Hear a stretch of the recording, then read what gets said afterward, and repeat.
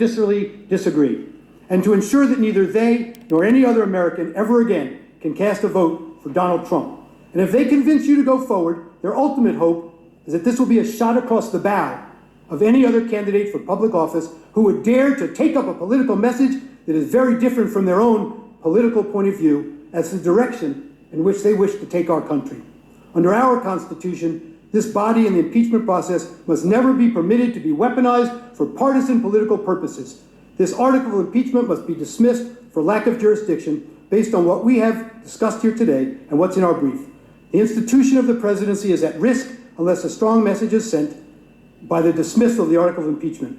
Before we close, I want to leave you with two thoughts. One was expressed by Abraham Lincoln. He comes to mind first because of the way in which our nation is now divided. We must learn from his times.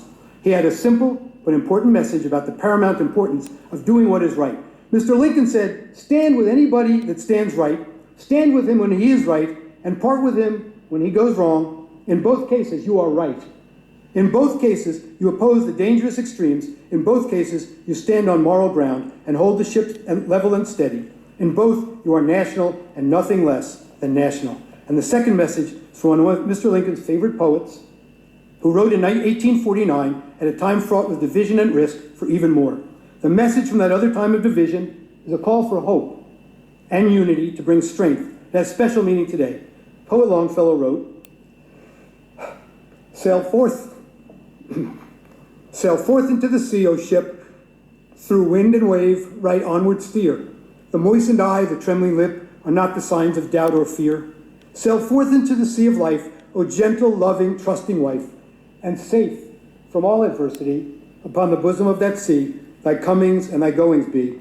For gentleness and love and trust prevail o'er angry wave and gust, and in the wreck of noble lives, something immortal still survives. Thou too sail on, O ship of state, sail on, O Union, strong and great. Humanity with all its fears, with all the hopes of future years, is hanging breathless on thy fate.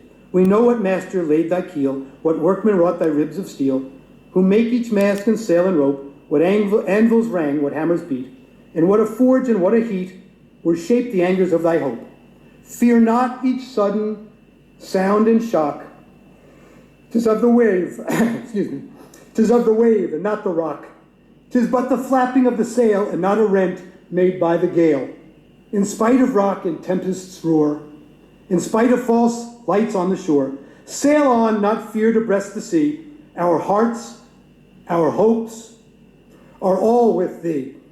Our hearts, our hopes, our prayers, our tears, our faith triumphant over our fears, are all with thee, are all with thee.